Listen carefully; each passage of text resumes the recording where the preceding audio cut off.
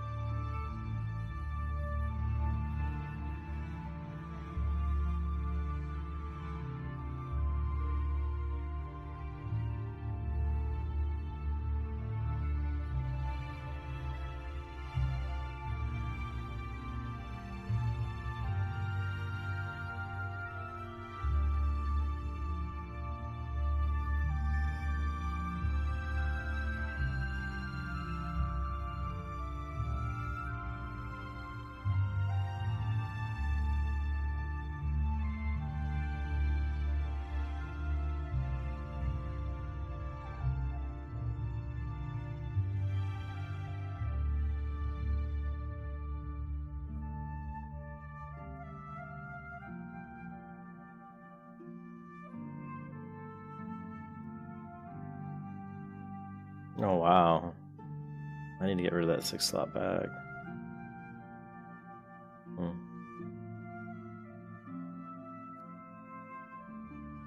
It's best to run to Darnassus and get myself a replacement for this bag because that's too small.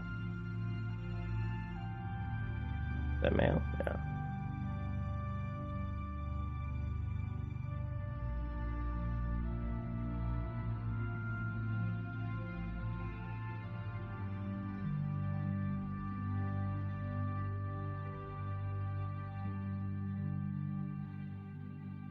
Zero plus tire.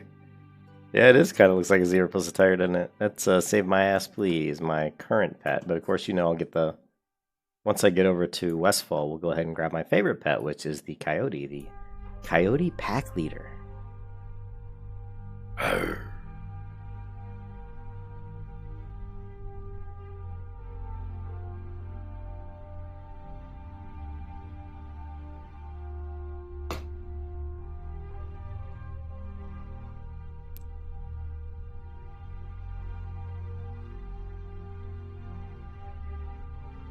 We played 8 hours and 41 minutes.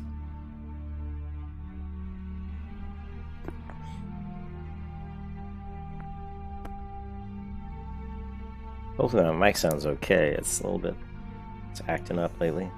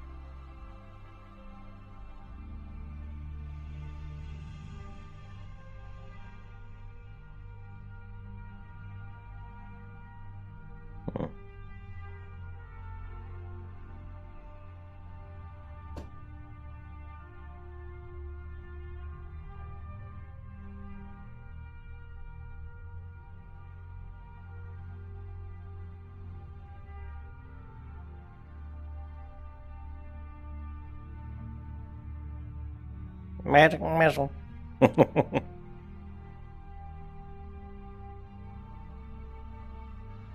Well, that's not what I'm looking for. That's not what I'm looking for. Shit.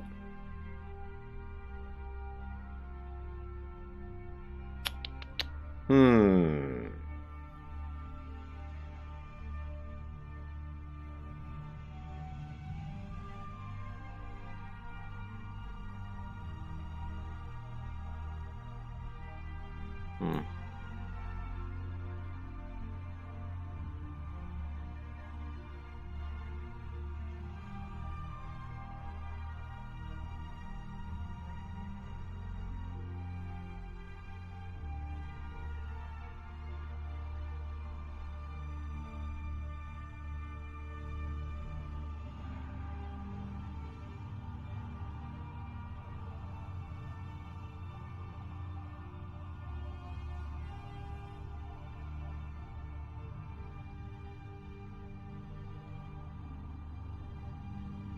Oh shit. Oh well. I can't remember where I put the. I know I did the druid. Just trying to think of a certain layout for my hunter. Can't find it. Oh well. Screw it. Screw it.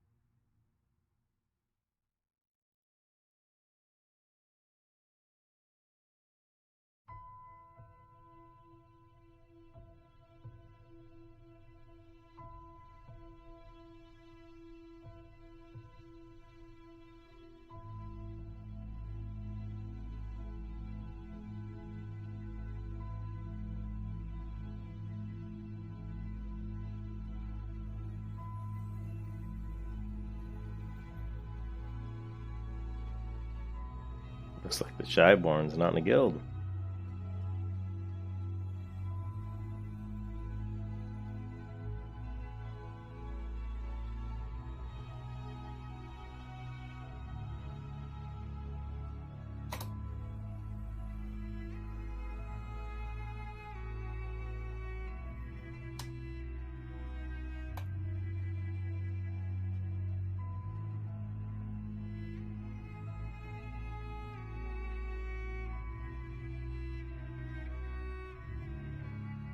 I have weapon-wise.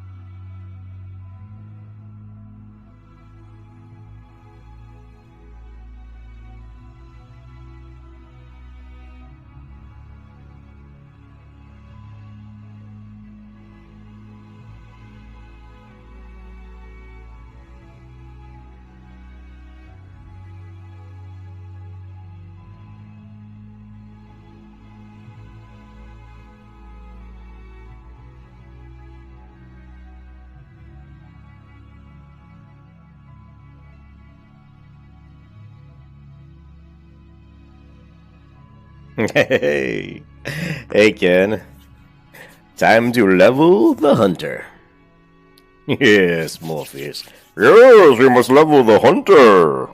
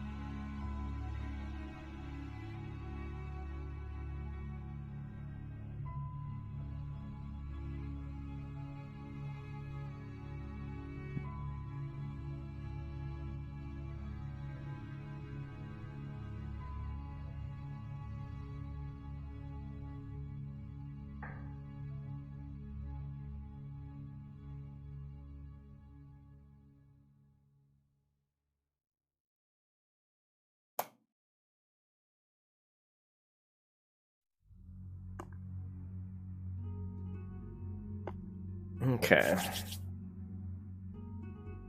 Back to Darkshore.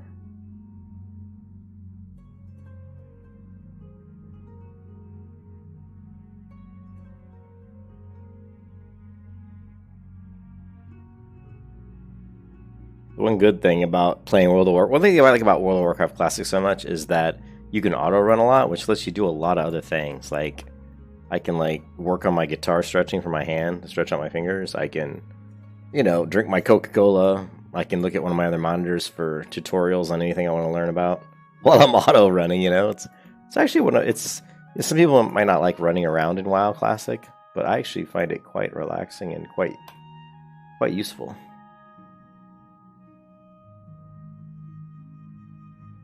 What's up, Mason?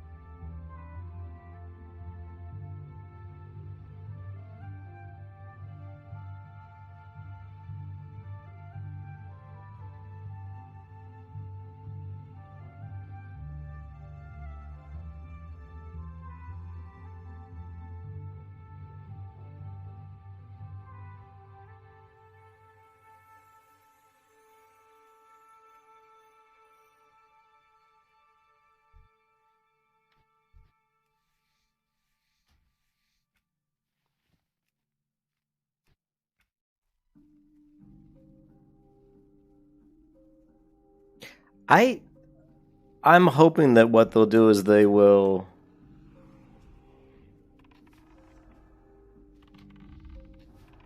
I hope they'll give you an option to basically... I just think all servers should have it. I mean, I think they should have all servers should basically naturally, you know, go into TBC. But I think they should give you the option that if you want to stay on a vanilla server, to have a free transfer of your character from whatever server you're on into one of the new servers that's a vanilla only server. And I think they should only create about maybe like 3 of those per region. 3 vanilla servers, 3 classic vanilla servers per region maybe. You know, like, and then just allow free transfers. And then like only allow like maybe like 2 free transfers and they could just charge money for the rest. As much as I hate what Blizzard's done to this game, I still think they should make money, because having them make money gives them more options to basically give us what we want. So maybe 2 free transfers, and then if you want to transfer more than that, they'll probably charge you or something. But yeah, I agree with Chris. They'll probably progress.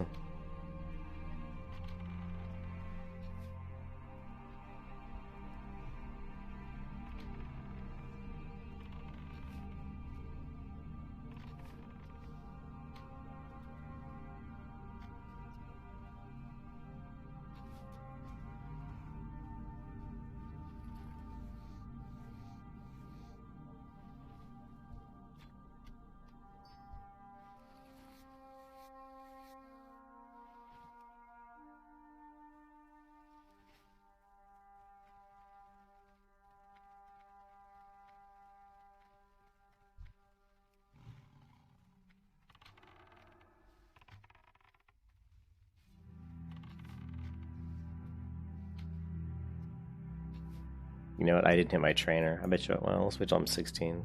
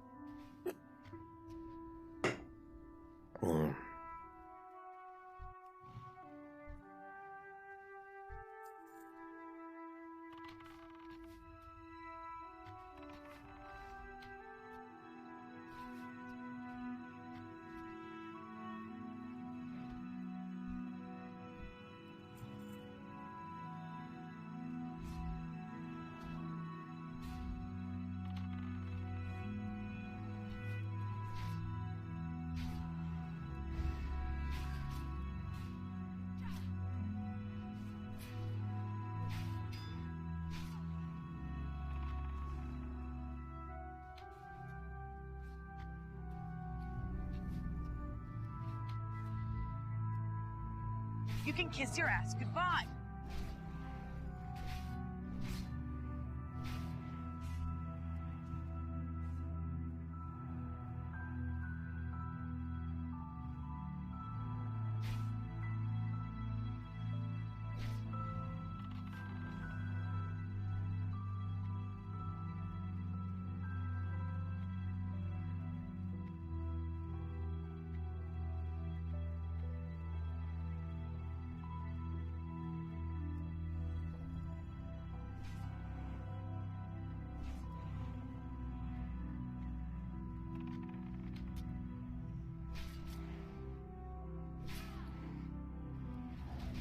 Shit.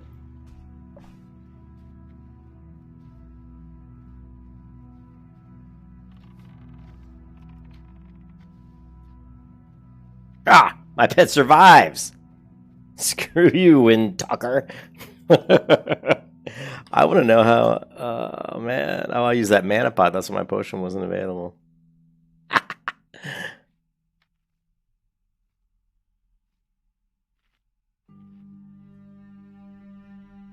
Yeah, I agree with Mason. I think Blizzard's in for a rude. Is they're going to be in for a rude awakening? We're going to have. Well, the worst part, Pantheon, though. You know what Pantheon just said? Uh, Mason Pantheon. They're only going to be going into the closed out or the closed alpha like frickin' 5. I mean, how many MMOs have like 5? I mean, pre-alpha. Sorry, the pre-alpha 5. I don't know if any MMOs I've ever played that had 5 pre-alphas. But it's an indie game, and I guess they're trying to keep interest up in the game, so they released. They needed to make money, so they're really getting a lot of people with this pre-alpha, though, Mason, because I was talking about it on Minus's channel. I had posted something on his channel, and I deleted it because I didn't want to piss him off, but they are doing a pre-alpha probably within the next couple months, I would say. Probably sometime around, like, July. They're probably going to open up pre-alpha 5, and people who are the top tier, the top tier pledgers, right? So basically the top tier would be VIP. So people are in this VIP category of $1,000 pledged or higher will have access to pre-alpha. Well, pre-alpha, the next pre-alpha, which I think hopefully will be the last pre-alpha. Mason, I wonder. I'm a little. It's hard. I'm like kind of torn. I don't know if they're full of shit or if they just have such a small team, and they're just really trying really hard to make it good, which is fine. I mean, if they're trying to make it, we want them to make a good game. But when you think they announced the game in 2014, so that was 6 years ago, right? They did a revamp of the development team in early 2017. According to Abazgrim and a lot of other people, that's when they really fully started developing on the current version of what we know the game to be right now. So that would be 2017 early. Well, we're early 2020, right? So that's still 3 years. 3 years is a very long time to only be still in pre-alpha, So, but it is an indie game. They do have a fairly small team, and we know they want to make the game good. So it's hard for me to completely be like, oh, they're just full of shit.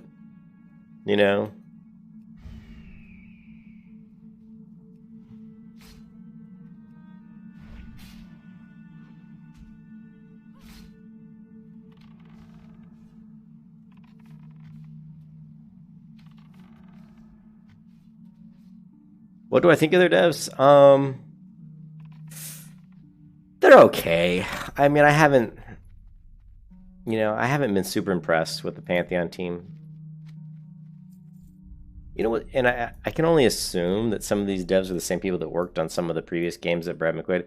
Because if you look at the art style of if you look at what was his last game? Let's see, Brad McQuaid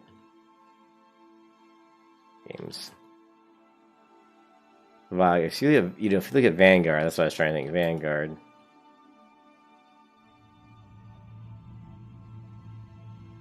And if you look at the art, kind of the art style in Vanguard, it wasn't like, super horrible. But it wasn't like, and this game came out a while ago, but you look at the kind of art style and you look at pay close attention to, God, jeez. I can't get this damn image to come up. Oh, open image. Jeez, it's like I clicked the wrong link. I'm a noob. But pay close attention to the UI here. Look at the UI here, right?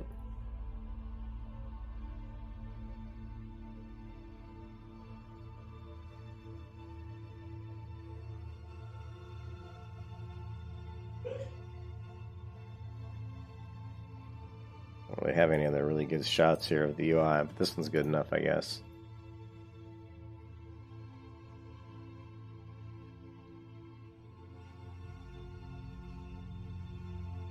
Okay, so here on the right is Vanguard, made by Brad McQuaid. Now take a look at the game on the left, which is Pantheon. Did you notice anything similar? I mean, these health bars look very similar. The action bars again look pretty similar. Notice the chat window, very similar. You know, so this makes me think that a lot of the developers who worked on Pantheon are the same people that, you know, they were all like friends of Brad McQuaid or something. Either that or he's really into impressing upon, or somebody is impressing upon the way he wants the games to look. But in my opinion, you know, neither of them are very, you know, neither of these are super impressive. You know, this is not, this game on the left here is not, it was just Pantheon. This is not super impressive, right? Yeah, so what do I think of the devs? I don't know. I mean, I have not seen anything they've done that really looks that impressive. The graphics to me aren't that impressive. The gameplay isn't that impressive. The ideas are impressive. When I hear the developers talk about what they want to do with the game, you know, I'm like, I like a lot of the stuff, you know, where they're going with the ideas and the concepts of the game. I just haven't seen enough of it in the actual engine to really give much of thought. But I do kind of agree with you, Mason, that, man, they're taking a long time. You go 3 years of actual development, and you are still in pre-alpha. You know, that bugs me. It does bug me. And the other thing that really bugs me is that they changed the pledge things too to get money. They, you know, it used to be that early on, if I would have pledged the amount of money I'm pledged now, which is around $350 into that game, if I would have pledged that when they first released their pledge packages, I would be a VIP. I'd probably be a VIP pledge. I would have access to pre-alpha. But as the game went along, they started getting more people interested. They started pushing more tiers out, so, you know, so they can make more money. Which I don't really have a problem with that, because they need money to develop the game. You know, they don't have a lot of backers. But we don't know. We don't really know the full extent of where their money's coming from. So, but yeah, when they said they're gonna, so my problem with the pre-alpha, the next pre-alpha that's coming out, and you know, minus over Pantheon Plus, is, as always, is super excited. Oh my god, pre-alpha's coming. I'm like, fucking pre-alpha, fucking come out with alpha. And the thing is, with the pre-alpha, if you're a VIP pledge, you can play pre-alpha. Well, you have to be $1,000 pledge. So if you look, I was looking at the comments on the Pantheon stream, you know, the Pantheon video that Minus had put up, and I saw multiple people. I saw Minus, who said he wasn't a VIP pledge. I saw a couple other people that said they weren't VIP pledges, but all of them were going to go VIP. That means all of those people, there's 3 people there that are willing to pay over $1,000 to get into a pre-alpha of an MMORPG. Now, I understand that they have to make money for the game, but that's ludicrous. I am not going to pay $1,000 just so I can play a pre-alpha of a game that, when I look at it right now, the graphics and the gameplay looks, there's very little done. You know, like if you look at the last stream of them running through the world, like the last like live stream they did, moving through the Project Fairtale, which they worked on for months and months and months, like 6 months, and it's still not done, by the way. Supposedly it's almost done. You know, 6 months on one zone? Are you kidding me? I mean, that makes sense that maybe it would take you 6 months, but it's been longer than that now. And then when they showed the video of them going through Project Fairtale, I saw very little combat in that footage, and the combat I saw was really clunky, and the animations were terrible, and the conveying the hit, like actually hitting the mob, there was no sound that was really conveying the contact. There was no, there was no like particle effects or anything that really displayed to me that where on the body of the mob they were actually even hitting it. So to me, they've got a ton of work to do, like a ton, and they're 3 years in development, and in one zone that they worked on for at least 6 months, me just looking at the footage they showed, they were nowhere near done, and that was just one zone. You know, think about all the other stuff that has to be put into the game. So I don't think this game, you know, Mason, if I had to guess when this game is going to come out, I would say 3 years. I would say at least at a minimum 2 years. I would say 2022 is a minimum of when we'll see Pantheon the release. You know, which is not, if you think, and I don't even think about that soon. I think it'll be 2020. You know, I'm thinking 2024 or 2023. 2023, and that would put it at, if they started development in 2017, that would put it at 6 years development, which isn't unheard of at all. I mean, there's many of MMOs that have, with AAA companies who've been in development for 6, 7, 8 years. I mean, Fortnite was, I think, in development for like 8 years. But you gotta realize, Fortnite was a concept. You know, EA Games made Fortnite as a concept to try to create all of the systems that were needed to have a character pick stuff off the ground, to have a character do all the destructive damage to the world, You know, all the different systems they put into Fortnite, because most of the games that Epic was really creating themselves were more FPS type games. So, hey, what's up, Brandon? How you doing? So, but anyways, I want Pantheon to be a good game, but I'm a little sad at how long it's taken them to do it, and I just don't have a lot of faith in them from what I've seen. They just haven't done enough. They haven't shown enough to me to show me that they're really making as good a progress as I would like to see them make. So, I mean, I'm not like the game that I'm looking forward to playing right now, and it's pretty sad that I'm looking forward to playing this game, but it really is it's a game that I've already played. I'm looking forward to playing New World because I've played New World. I played New World for months, and I actually enjoyed playing New World. I thought it was fun. Now, this was when it was still more of a PvP-based game, right? But I actually enjoyed playing it. And the fact that they're going to put in all these big rifts in the world that open up and all these like enemies pour out and we have to kill them, or more rifts open up, more enemies come out, just like the game Rift. That's very fun, because in Rift I really like that, because it forced you to do public groups where you just group up with random people in the world to help take on a bunch of enemies, and you get to make friends, and it's just kind of a fun experience. And so I'm actually looking forward to New World. And New World has great, and you know me, I hate to say it, but I do like the nice graphics. You know, I'm a very visual person. I'm an extremely visual person. And I grew up in a family of artists and musicians and stuff. And I don't mind bad graphics, but they have to have like this is like about as bad the graphics as I want to see in an MMO as this is World of Warcraft. Now, World of Warcraft, I would say like this like classic WoW has nice graphics. I actually like the graphics. It took me a while to get used to them. When I first played WoW, the original game, I wasn't really a big fan of the graphics. I thought they were a little too cartoony. But what I like about them is they're consistent. You know, they're consistent. There's certain parts of the world that look nice. I mean, when you look at this, it's pretty nice looking. It's not horrible. But what makes it so much better, what makes the graphics less of a concern, is the game engine. It's how smooth it is. And look at how smooth my character is jumping around the world, you know? And just my ability to jump around and interact with all the objects here. A lot of MMOs, even newer ones, for example, is Elder Scrolls Online.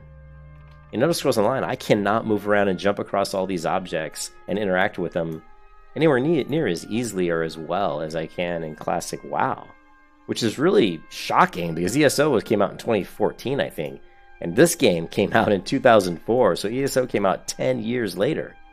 And it wasn't like it was a brand new game. I mean, they already had Skyrim and all that stuff, so... Anyways...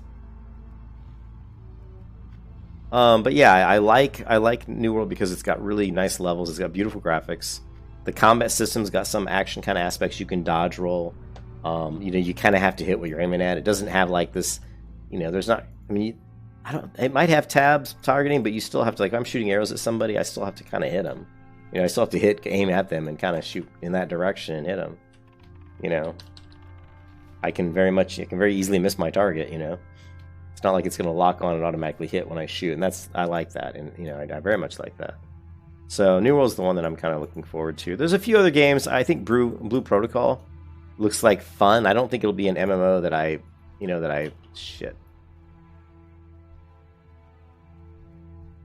play like a long time, but I think it'll be fun for just an interim game to play while we're waiting for some of the other ones. And of course, Phantasy Star Online also is pretty fun. For just the boss fights in Phantasy Star Online are actually quite fun. Yeah, WoW graphics, like I said, they're cohesive. They kind of lend, like each of the races have their own artistic style. The dwarf cities look like dwarf cities. The dwarf armor looks like dwarf. It's very cohesive. It's very thought out, and it gets a pass for that. The design is good. It's just the execution, the amount of, the game engine when it was created wasn't really meant to handle super high graphics, So.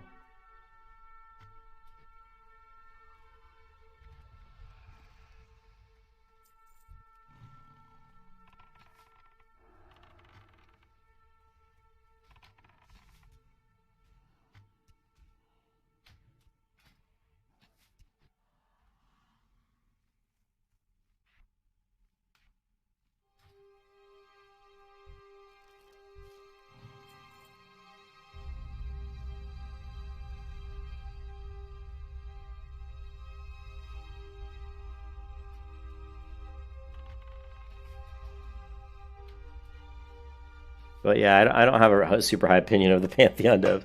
I don't have a super high opinion of any of the dev teams that Brad McQuay's worked with. I have a very, very high opinion of the developers who worked on World of Warcraft. Because the amount of polish, that this game has, like how very few bugs, it runs really smooth.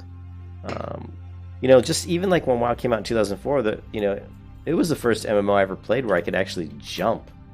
In Lineage 2, you couldn't even jump. I don't even think you could jump.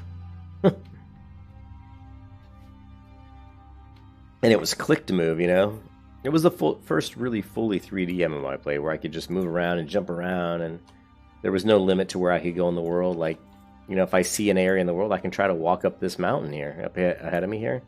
And to me, that's a big thing with MMOs. That should be like a requirement. There should never be any like loading zones. There should never be any like areas I can't get into. There shouldn't be this thing that funnels me and says I can't move past this point on the map, like an invisible wall. I hate that shit. It's so immersion breaking, Yeah, the trees are the worst. Yeah, the trees, especially the ones over in Duskwood. But yeah, these are just, these are terrible trees, right? These stupid. They're just little plains. They're just flat plains with a texture on them that they've just bent. So yeah, they're awful.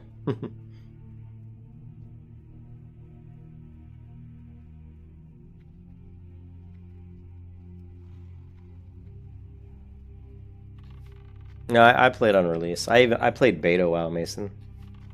I played WoW beta on Doomhammer. So I was in WoW on day one.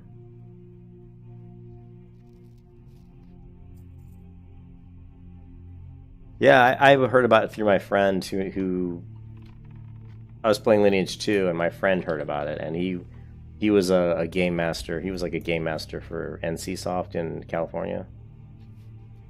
They hired him as like a GM, and he told me about WoW, and he said we gotta try WoW, and I played it, and I only played it for a couple hours, and I was like Lineage 2, what? And I loved Lineage 2. I was super addicted to Lineage 2, but I played WoW for all of like 1 hour, and I was addicted. I was like, this game is so much better than Lineage 2.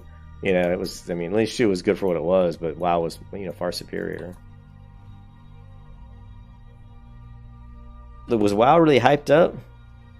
No, it was no. Oh no, I took my time. Everybody did. Nobody rushed to 60, dude. The game was so good. WoW was so good, and nobody the game was so fun that nobody rushed to 60 because it was. I mean, you were just learning about the game. You were exploring the game. Most of the people who played WoW, it was most people in the U.S. who played WoW. It was probably their first MMO they'd ever played. There were a lot of people who had already played MMOs. Like I had already played Lineage 2 for a little while, like a year or two. I think about a year. And so, yeah, most people, it was kind of like their first experience with MMOs. I think WoW got a lot of people from the fact that, because there was already World of Warcraft, right? There's World of Warcraft 1, World of Warcraft 2, and 3, but those were like more like turn-based, RTSs. And so Blizzard had that, that fan base. And so you already have those people that played it. And then there were the people that just, but as far as like people knowing about it, I mean, obviously there were people that knew about it because there were lines of people waiting to buy the game in the stores. There were lines of people lined up outside. People had waited for like a day just to, to get in there and get it. But I didn't know about it. I didn't know about WoW until a couple weeks before release. A couple weeks before they're going to release it, or at some point in time, I got invited by my friend to check it out, and he got me into the beta.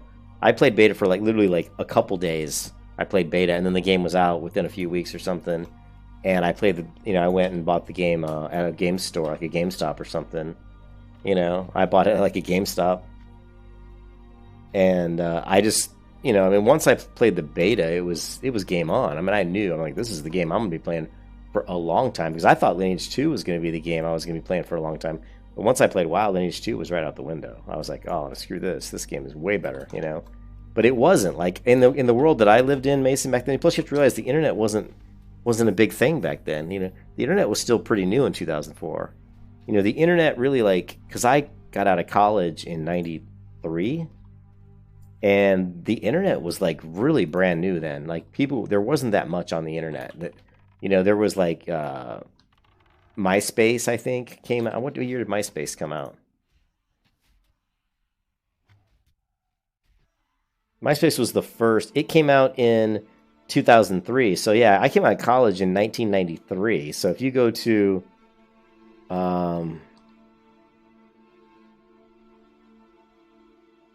just to give you an idea, right?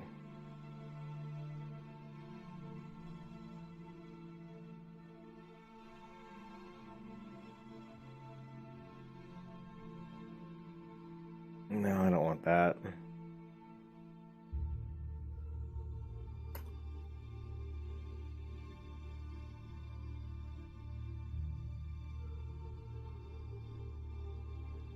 So then the search engine back then was Alta Vista.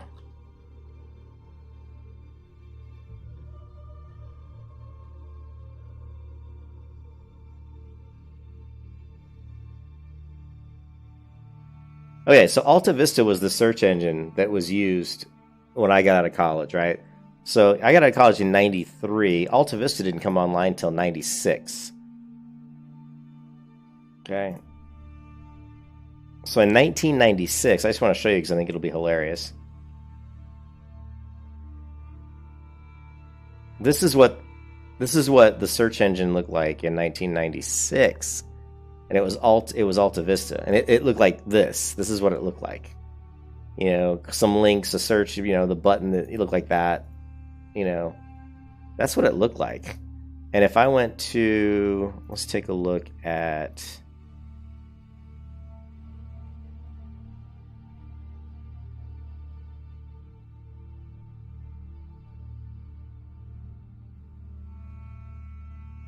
Make sure I don't get killed here.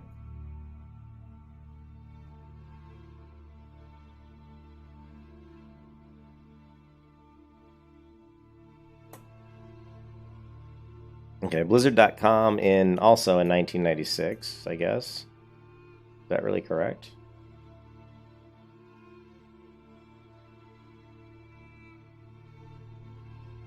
You know, this is what Blizzard looked like. And you got to remember the graphics, the screen sizes were so tiny, right?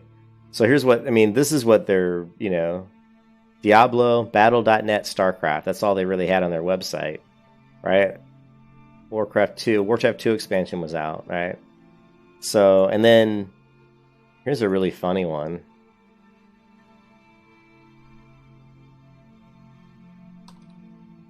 This was a chat room. Let's see if I can find it.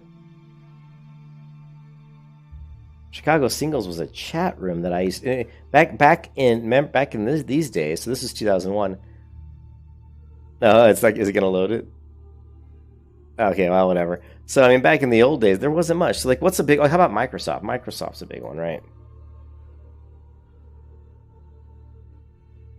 So we'll see if they had.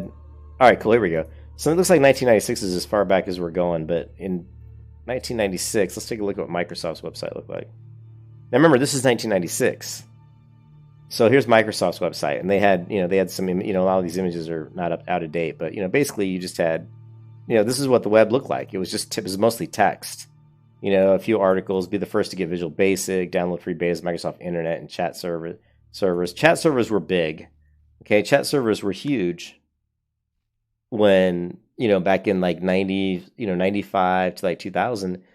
Chat servers were big. You were like going onto chat rooms and talking to people from all over the world. That was big, and it was just a text. It was just like a box, and it was like basically a chat server looked like this. It looked like the Blizzard. It looked like this, just chat scrolling up, and you would go in and say, "Hey," and everybody in the chat room would see it. That was the chat server, and that was big back then.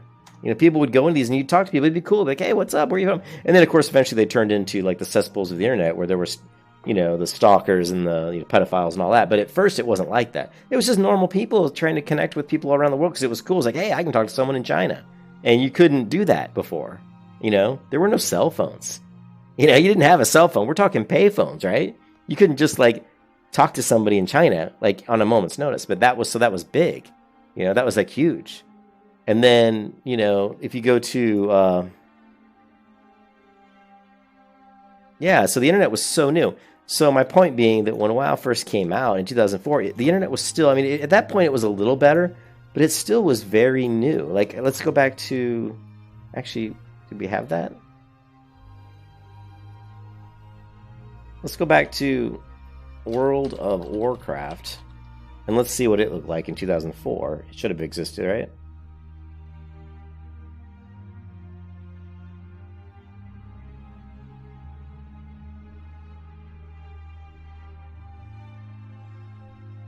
So here you go, World of Warcraft in 2004, and it looked like this. And it looked like it was, this is probably like a, an 800 by 600 resolution maybe. So you said World of Warcraft, database, link files, forums, game info, But again, it was mostly text. Most websites back in this time were mostly just text, job openings. I mean, look at this. This is mostly just like reading a newspaper.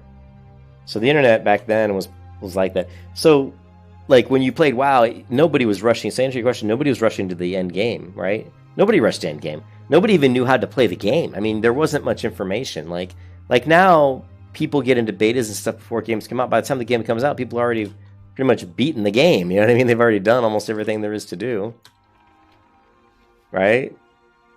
They've already finished the game. By the time the game comes out, they all blitz to end game because they already know almost everything there is to know. That's what I hate about pre-releases. That's what I hate about betas too. Is that everybody knows everything there is to know almost about the game before it's even the full releases come out. Yeah, it was just like reading a newspaper, Mason. I'm seriously. And Blizzard was always big on that kind of yellowish brown text. They always went with this kind of colors. This was very common for them. They always had this kind of like the logos here. Blizzard has always had like a lot of yellow and beigey type themes, But yeah, so when people played WoW in 2004, most people, the only thing they knew about WoW is maybe they, it was the nerds who knew about it. The nerds who went to game stores, who went to went to GameStop or whatever the game stores were back then, and we're talking to all the people that worked at GameStop. And the people at GameStop are saying, oh yeah, we got this new cool game coming down the road that's like Ultima Online, and it's called World of Warcraft. And it's going to be a big MMO, and you're going to be able to create an elf and a warrior and a fighter and run around in a world. It's going to be like Dungeons & Dragons Online. And that's what it was like. And that's how people knew about it, is they were learning about it in gaming conventions or game stores, video game stores you go to buy games. And they might learn about it from bookstores too, but it was more, done that way. And so by the time these people went out and bought the game and played the game, they didn't know. You didn't know about the game. You'd get in and you didn't know how to split items. You didn't know how to loot hardly. You didn't know how to do any kind of crafting. You didn't know how to tame pets. You didn't know how to train pets. You didn't know how to train your character. I mean, everything you did, you had to figure it out,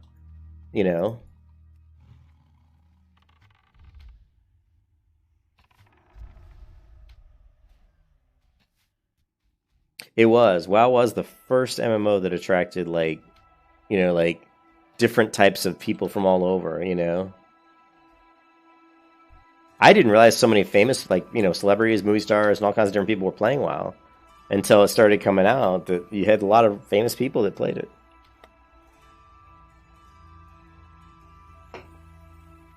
But, yeah. And so when I played it, I knew right away. I mean, I knew that this was the game I'd be playing for a long time, and it turned out I did. I played it for a very long time. I'm still playing it, right? It came out in 2004. So yeah, I played it on day one, Mason, and I remember it took me... I leveled very slowly. I would say that my first 60 probably took me over...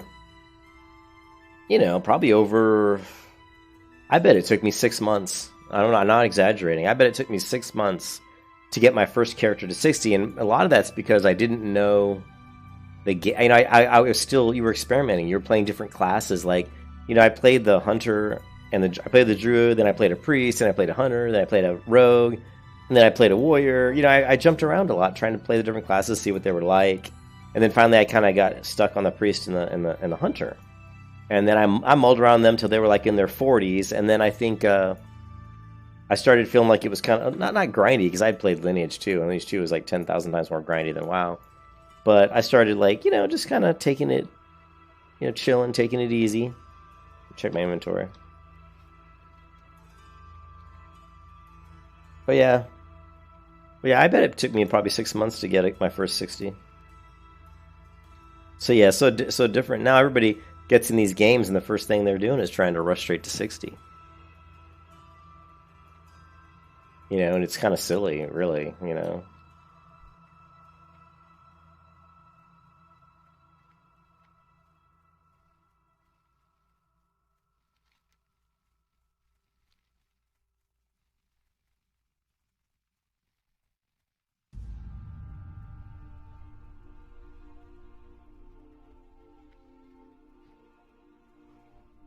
Yeah, the betas and everything are out of control. They didn't betas and everything was something that wasn't really done that much.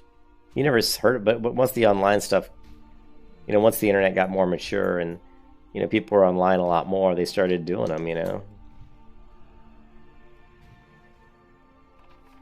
now almost every MMO has betas and stuff because it's free testing. You know, and they can get the stress tests out of the way and all that.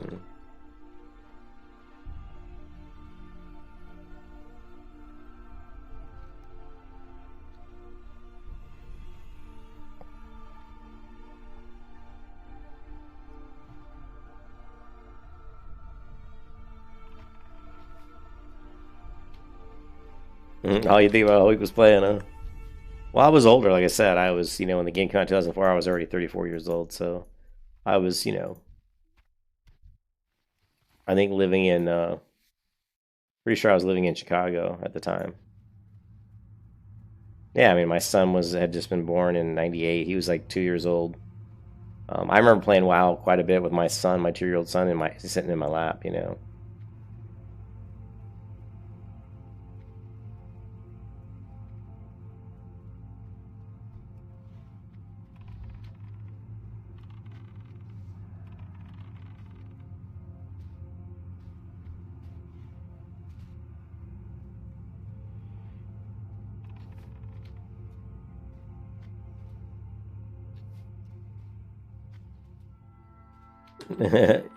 You experienced that because of the cap. I'm sure it would have been impossible, Chris, to not pay. You know, I mean, that game was just so much fun. You know, it was so super addictive, and the funny part about Classic WoW, about the retail release of the game when the game first came out, is Blizzard themselves. You know, their goal for the game was to get 200,000 subscribers. That was kind of the thing back then. An MMO, if you could get 100,000 subs, that was a very successful MMO because people were paying $15, you know, a month. So 100,000 times 15, you know, that's like what? Like, what is that, 1.5 million? So, what is that? Oh my god, what's my math? Yeah, I mean, so yeah, I'm sure that's 1.5 million, right? 1, 2, 3, yeah. So you got 1.5 million. Yeah, that's per month, you know, and that's plenty of, you know, plenty of money for them to, you know, to maintain the game and to come out with expansion. But what happens? They figured, you know, they would take them a while to get to 200,000, but they got 200,000 like within, I think within like 3 months they'd already eclipsed that.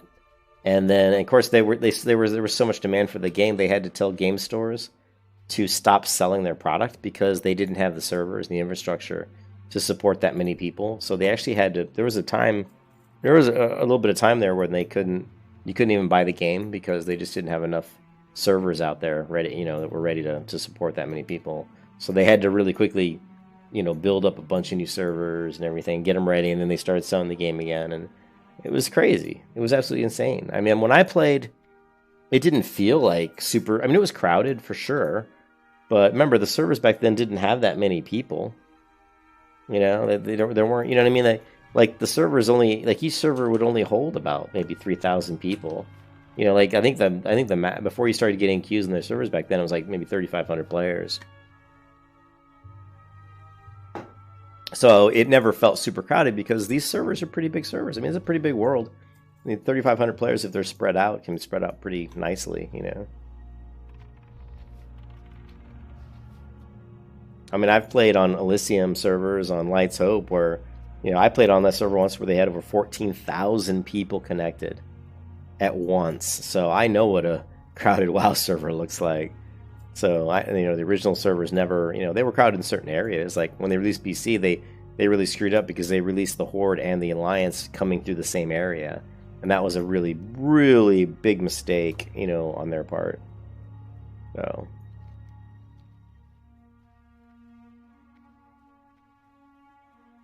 Yeah, I did. Actually, Mason, I did go to the midnight release. I went out and I got the game. And I still have the box. I still have the collector's edition box, Burning Crusade on my shelf. It's the only collector's edition I think I still have. Actually, it's probably the only, I think I bought the collector's edition for the Burning Crusade and the Wrath, but that was it. I didn't buy the collector's edition on any of the other ones. But I still have the box, the box behind me on my shelf here. And actually, if you go to my Discord, I posted a picture today, I think, of just some old games, my old Dungeons and Dragons box sets on the Discord server. So if you guys check out here, I'll put the link. Discord, if you guys don't have it, you guys probably already have it.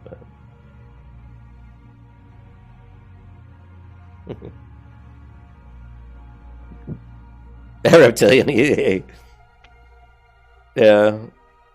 Well, here, I'll just show you guys. I keep forgetting you guys. So, I had posted this earlier today, and it was where I'm saying, stop flexing so hard, you might hurt your elbow. Like, goddamn, Greyhawk. This is... Oh, man, that's a big picture, huh? Holy crap, man. Let's not go that big. But anyways, this was just some books I dug out of the closet, because me and Amber, my wife, were cleaning one of my closets out, and, I still have these old, like, look, I've got, like, this is the original Dungeons & Dragons basic set, which I probably bought in 1980. I'm gonna guess I bought that around 1986, and then I got this other Dungeons & Dragons companion one set. I probably got that around 1990. Wabbits We Venge, no joke. Wabbits We Venge board game, pretty funny. Chill's Blackmore Manor is another board game. This Sanctuary. I can't remember this one, but it was another role-playing board game. But this one here, right here, in the black one, Stormbringer. This is my heaviest influence for the game that I want to make, the MMO I want to make. I love the Elric mythos, which is by the author. Oh God, I'm forgetting his name. Michael Moorcock is the author. But that Stormbringer box, that's a role playing game like Dungeons & Dragons. That's a great game. And then of course World of Greyhawk, fantasy game setting. Super cool stuff. I'll never. There's some things in my life I'll throw away or sell, but I never get rid of any of my old D&D stuff. All the books I've ever bought, I still have every single one. All the game companions I ever bought, I still have every one. All the dice I bought, all the Dungeons & Dragons dice I bought, I still have every single dice. I have a huge collection of dice, actually.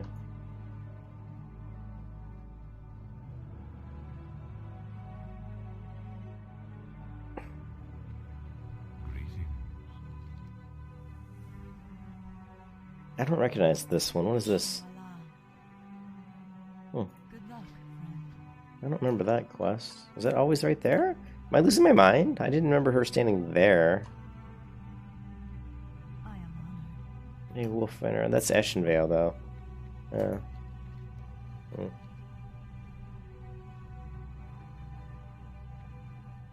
Yeah, so I was in WoW, World of Warcraft Day 1. And it was so much fun. Can I use a staff? No, hunters can't. Can hunters use staff? They can, right? Be careful.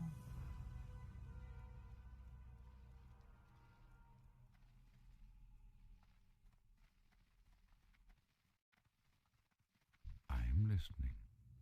Alright, let's sell some of this junk.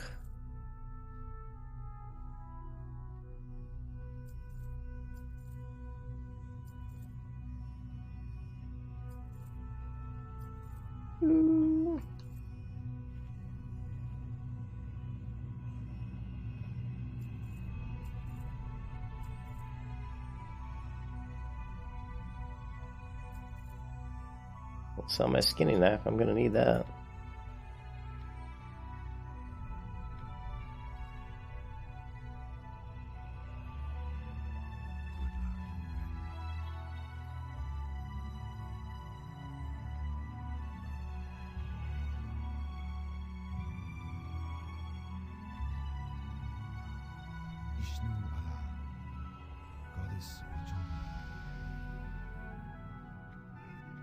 Yeah, I've kept everything, Chris. I won't throw any of that stuff away. Like, I'm not really a sentimental person. Like, I don't keep a lot of things, but I will always, I don't know why, but I will always keep I think it's just because I think Dungeons and Dragons is the one, like fantasy and that kind of stuff is the one thing that truly I identify with, you know, as a person, as a personality. You know, living in that type of world is something I've always dreamed of, you know, being in a world like, you know, like that. You know, I'm a big dreamer, and, you know, elves and dwarves, that stuff just resonates with me. I don't know why, it just does, and I'll never sell that stuff. I'll until to the day I die, I'll have all that stuff. May the stars guide you. Let's check our quest log. I want to get over to Westfall now. Let me finish the Moonstalker Fang quest first. We'll abandon this one because we can always come back. Now's where I usually abandon these quests, and because I can always come back and just pick them right back up if I want to, but sometimes I never make it back because I'm going to level so much higher than these quests. You know, these are what, Crown of Earth. Crown of Earth. Do I have that?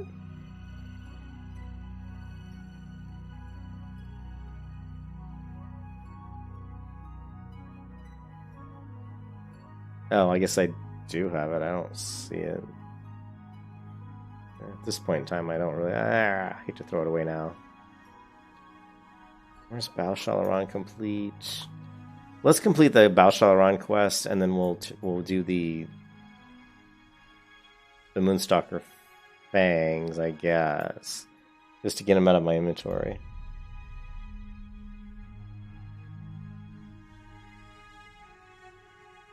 Oh, why do I always miss that jump? It's like the only time I miss a jump is that one right there. I always miss that. Yeah, let's turn this quest in, get the Moonstalker Fangs, come back, do that. I don't know if I want to run, and I might even head south into the Grove of Ancients. I'm just trying to clear out my quest log at this point.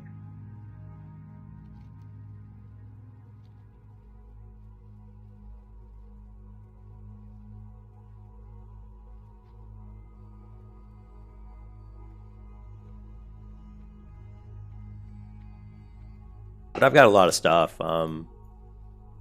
You probably can't tell, but if you look in this image here, see all these books on the bottom right here? These are all like Dragon magazines and Dungeons and Dragons companions and stuff. You know, that's all D&D stuff pretty much. I have a lot more than that. I'll try to take some more screenshots just for fun. Like, yeah, but you know, the sad part is I think I'm missing that. I've got the box set, but I haven't been able to find the actual rule book that goes with that box set. I got to look in there and see if I have it, which would be really sad if that's missing, because that's kind of the whole point of that box set, is it's got the basic set rulebook in it. But I think I looked at it the other day and I don't think it was in there, which is really sad. I don't know where it would have gone. But all the other box sets have all the original stuff in them.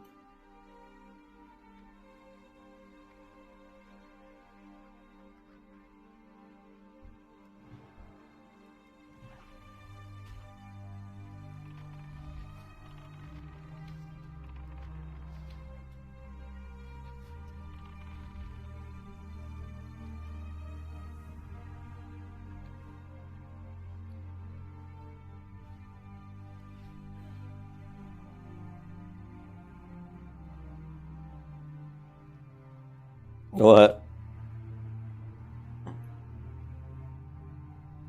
What's up, Mason? Are you just talking about the fact that I might be missing that book? I hope I'm not missing it.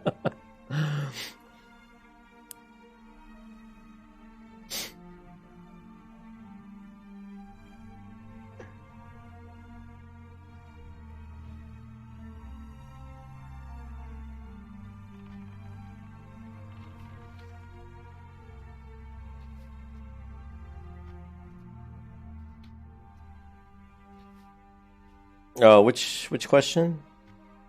Do you lose your passion for WoW? Oh, let's see. Did you go to the midnight release? Yes, I said that. What was the other question? Enjoying your perspective of WoW since you were playing it. Let's go back. About how no one will ever feel like this. Because even if game... I know you asked quite a few questions, Mason. I just got to the internet. It was wild back when I was in high school, middle school, like 2007. And yeah, it was totally uncensored. And then you had your parents, but they realized I needed a monthly sub, so I put it away. But a month later, decided to sub and never looked back. Okay. And you played RuneScape. I never played RuneScape. You remember the WoW TV spots for launch? And I don't remember the WoW TV spots. I think they probably saw some magazines that ads, but none of that stuff I saw ahead of time. I was never really connected to TV or magazines that much outside of like Dungeons and Dragons and gaming. So I was not a TV person. I didn't watch a lot of TV, although I watched Battlestar Galactica, baby, like religiously. Love that show. The cat question. Oh, the cat question. Secede.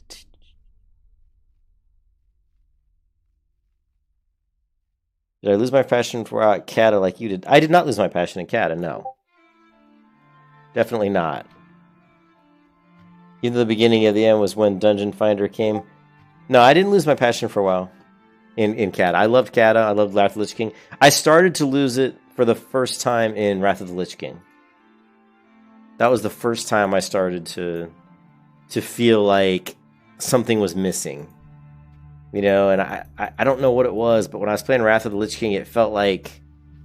I think it was just... I'd played for so long at that point. We were talking, it was like 2008, 2009? When Lich King came out, so I'd played like 5 years straight or something. And I'd played a lot. Like, during those 5 years, I was playing, you know, like, a lot of WoW, you know? And so at some point... So in there, I was starting to get a little bit burned out of it. Getting a little bit tired of the game. But even though I still kept on playing it. I played it all through Lich King. I played it... And when Cataclysm came out, that's when I took my first break because Cataclysm was so bad. I didn't, yeah, like I said, I didn't start feeling any loss of love for WoW until sometime in Cataclysm. And I think it was just burnout. I'd played for so long, for so many hours, I just was getting burned out.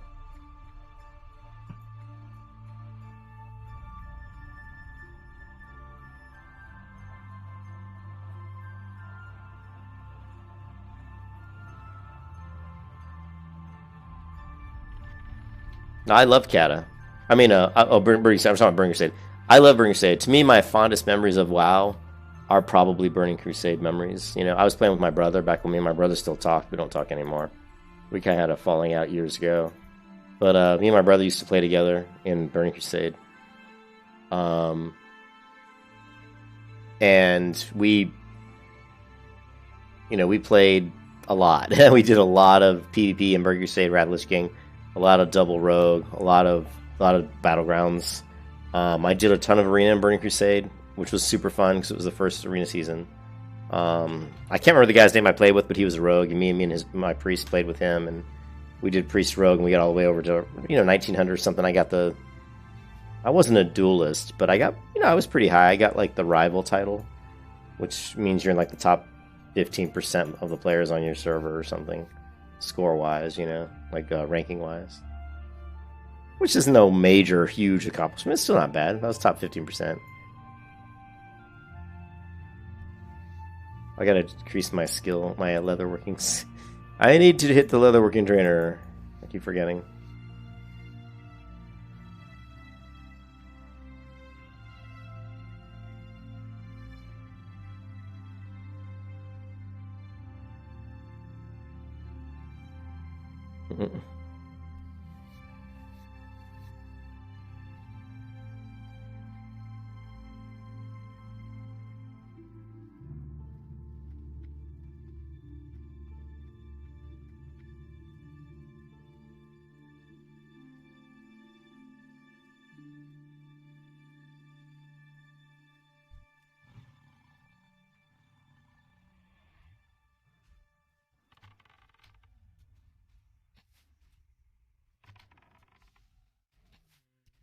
Yeah, but in Cat, I took a break. I took a break in during Cataclysm.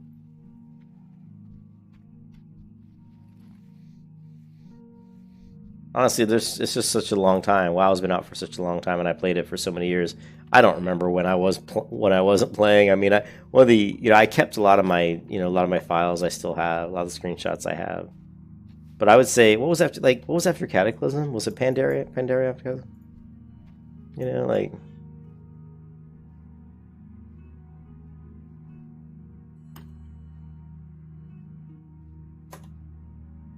So there was the Burning Crusade, there was Cataclysm, Mists of Pandaria, Warlords of Draenor, then Legion. So I played not that much during Cataclysm. I took a little bit. I mean, I played, but not like all the time. In Pandaria, I definitely wasn't playing that much. I played at the beginning of Warlords of Draenor. I was hoping that WoW was going to come back and like start to be good again. So the very beginning of Warlords of Draenor, I played a lot, and then I kind of tailed off because Warlords of Draenor kind of sucked. And then Legion, I didn't play Legion hardly at all. I got to be honest, Legion I played very little. And a lot of people talked about how great Legion was, but I didn't play Legion that much.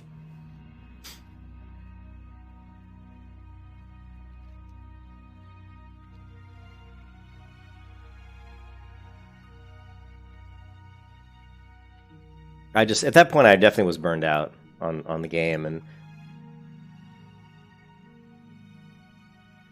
I had a pretty shitty computer, I think, during Legion, and my computer wasn't really running the game that well. But yeah, I just wasn't, I don't know, I really just kind of got burned out. At that point, I was playing other MMOs, I think.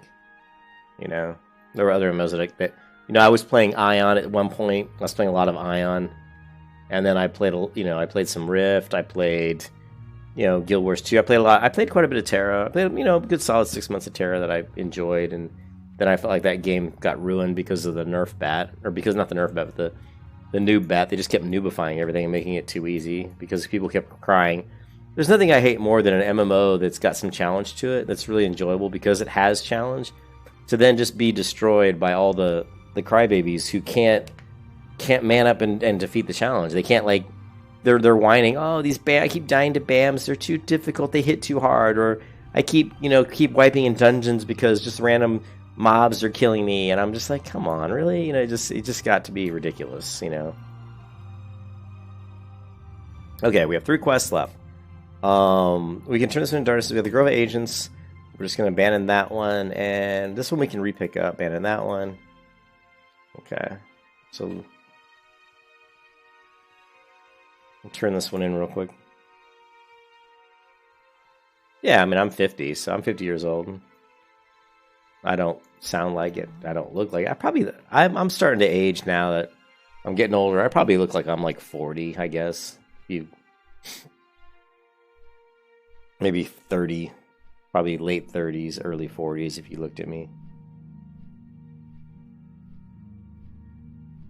Yeah, well, it's too bad, Chris, that you started in those, because those were like, you know, those were not really good expansions. Like Cataclysm was not a very good expansion.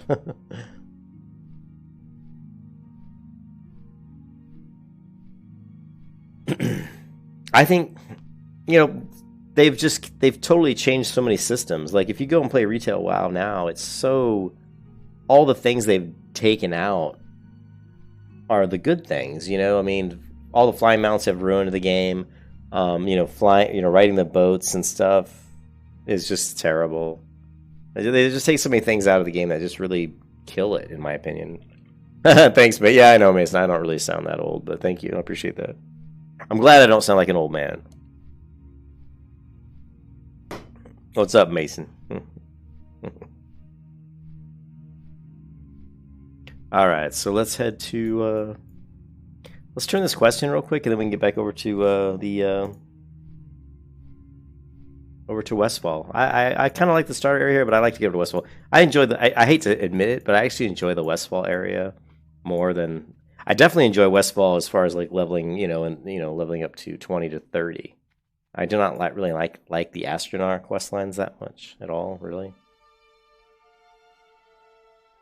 Oh, it has. No, Mason, you're 100% right. The MMO community's gotten really acidic. It's gotten really bad.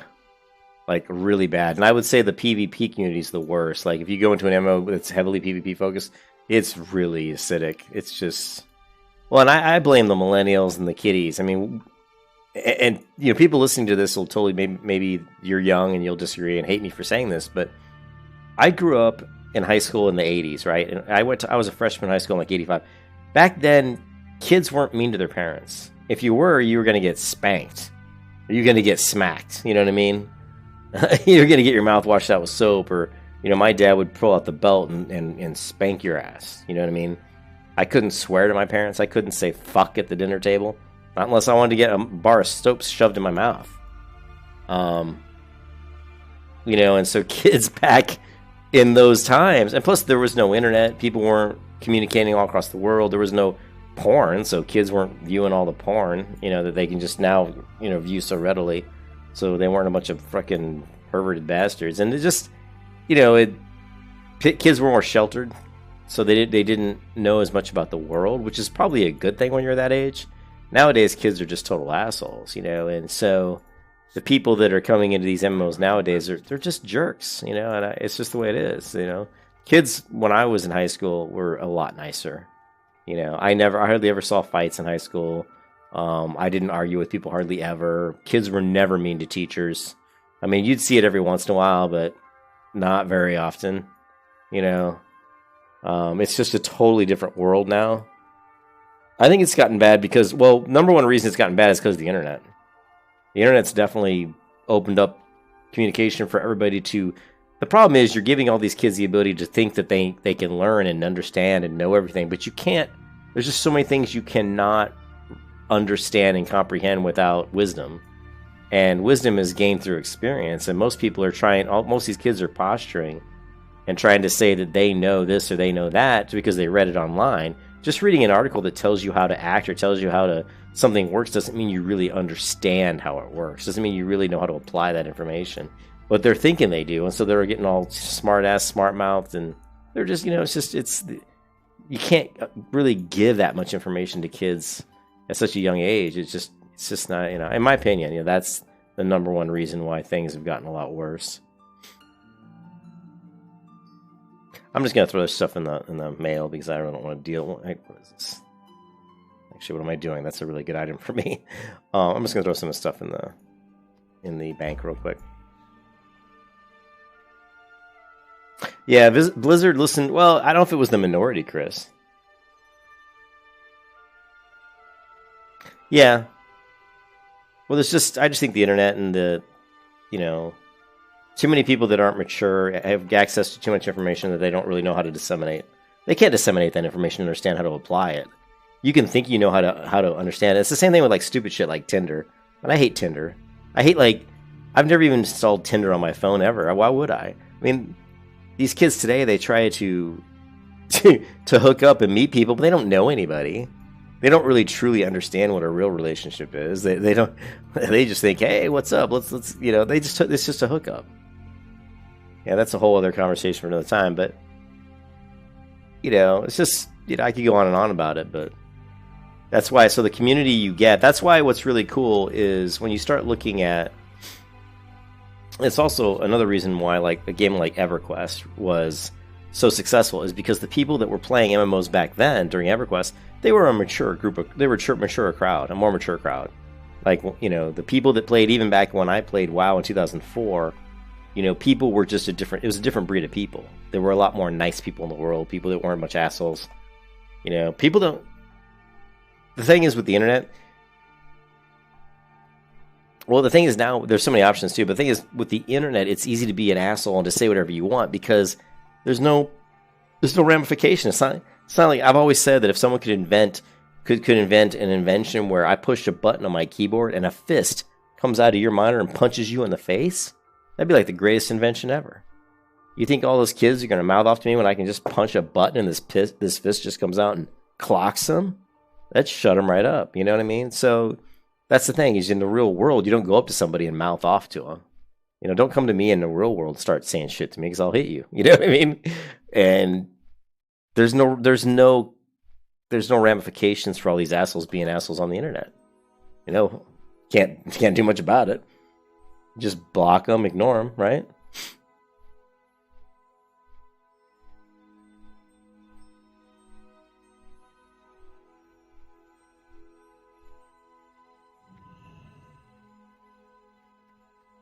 Yeah.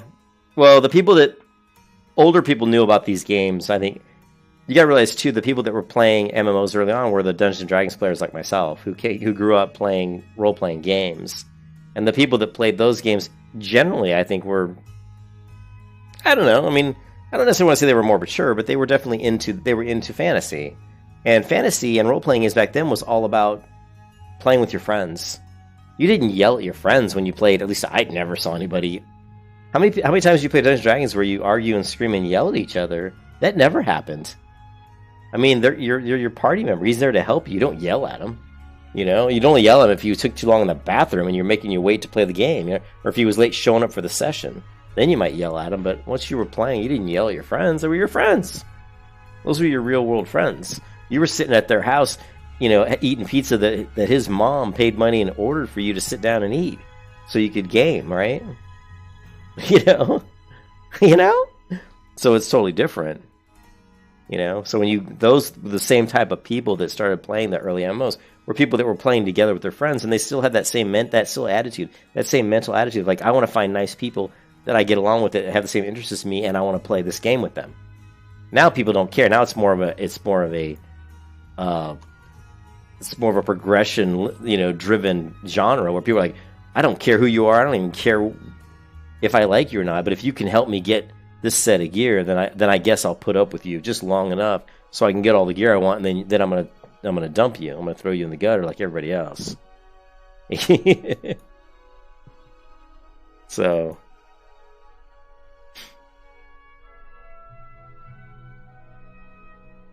Anyways, what time is it? It's 11 o'clock. I gotta go spend some time with the wife at Tori here in a minute. I've been streaming for about an hour and 20 minutes.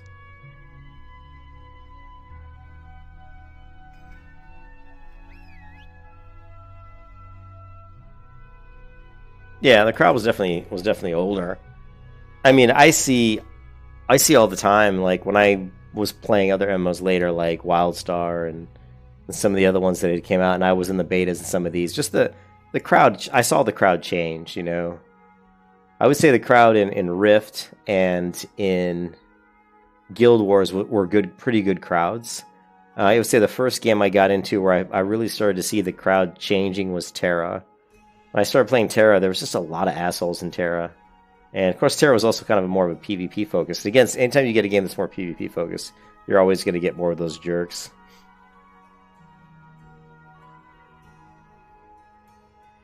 No one's liking my video, man. Come on, guys, give me a like. I'm not getting any likes. Like and subscribe, right?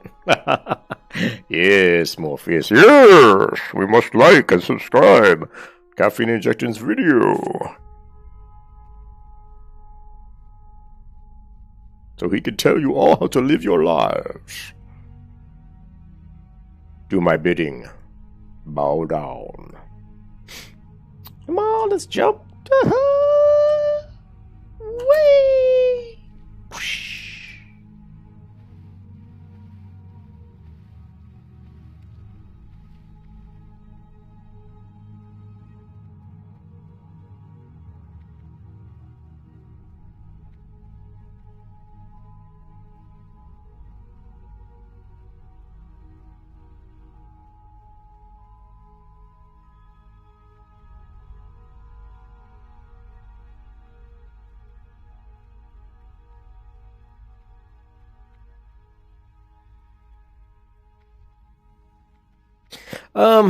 Yeah, the world's a different place than it was, you know, the MMA and people thinking it's just a good idea to go around and beat the shit out of people, and violence is escalated, and, you know, I blame the internet for a lot of it, to be honest, but beyond all the bad stuff about the internet, I mean, the internet's also good too, but I would say the internet, in my opinion, I think the internet has been more of a bad thing for the world than a good thing, in my opinion.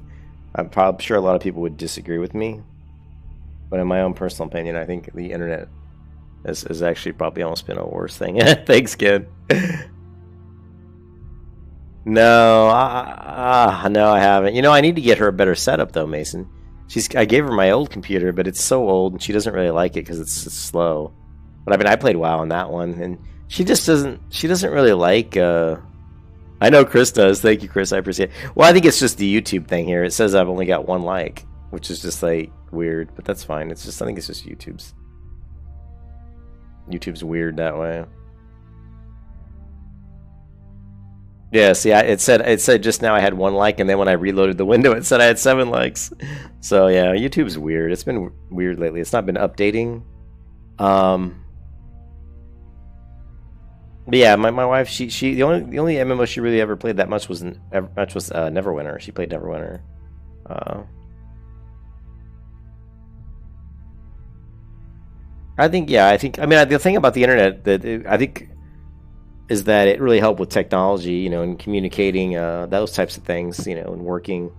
I mean, I work from home now because of the COVID-19 virus. I'm sitting at home. Anyways, I'm gonna be right back, guys. I gotta use the bathroom, and I'm gonna say hi to my wife. She's probably wondering what I'm doing. But I'll be back. Give me a 5-minute break, okay?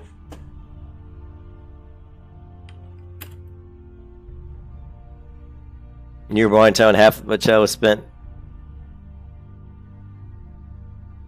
Yeah, well, I think one of the cool things is I grew up in a time where I got to see the transition. Yeah, me too, Mason. I mean, I'm 50 years old. I got to see the transition from no internet, no cell phones. I went out and hung out at my friend's house, or I played Dungeons and Dragons with my friends. If I went to the mall to go shopping or go out and hang out with my friends or go see a movie, I had to have my mom come pick me up. And to get my mom to come pick me up, I had to go to a payphone and call her on a payphone to the home phone, the house phone, and say, "Hey, can you come to the mall and pick me up?" There was no, you know, there was no Uber, there were no cell phones. I mean, it was a completely different world. If you were driving your car out in the middle between towns, out in the middle of the boonies, and your car broke down, you were shit out of luck. It's not like you could just call somebody. There's no cell phone. You were walking, man. You were either walking to the nearest town or sitting in your car, hopefully waiting until somebody drove by, and you were asking somebody for help. And honestly, you'd be sitting on the side of the road waving somebody down so they could give you rides to like a gas station or something, because it's just a different world. And these kids that grew up nowadays, they have no idea what it was like. It's totally different. You had to depend on other human beings to actually help you, and now people, because of their phones and stuff, and they just shit on everybody. They get what they want through the services that are offered because of the internet. But back in the day when all these types of services didn't exist, no one's delivering food to your door. No one was. There was no. I mean, there was, but you had to call on a regular phone. There was no pay phones, there was no there was no GPS, right? You had to have a map, a real map, to hold in your hand, right? And if you didn't have a map and you were driving down the road and you didn't know where you were and you were lost, you were kind of like, shit. Now you're outside your car waving somebody down again, trying to figure out how to get somewhere. It's just totally different type of, your approach to life is a lot different than what people realize when it's like that. Anyway, so I'll be back in about 5 minutes.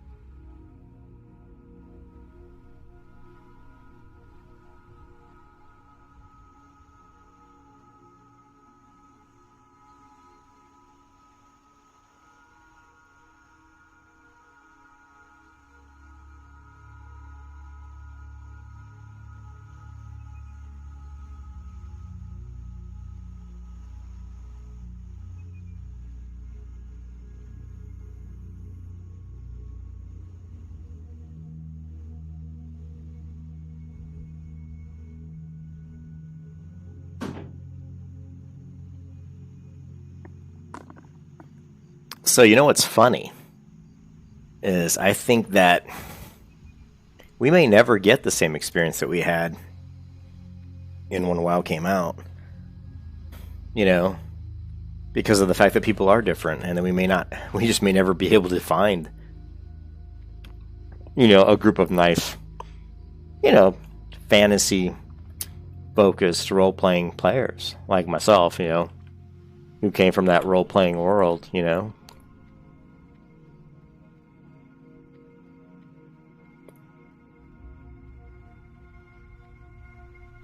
I'm munching on a biscuit.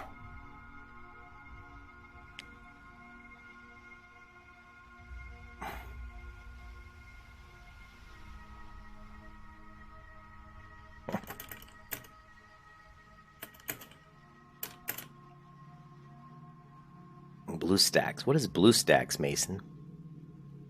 I don't know what BlueStacks is. Alright. I should probably be watching the screen here.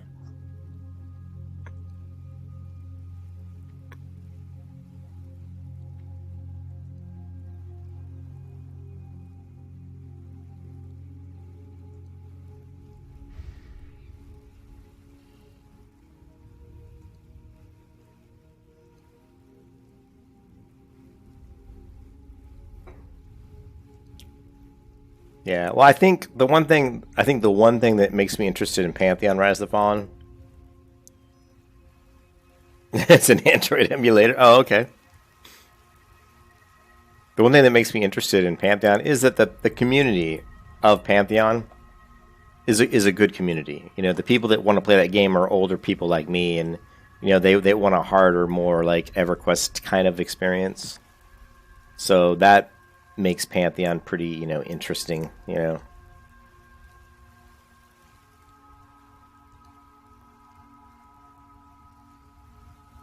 Oh, Discord thinks it's a game, huh?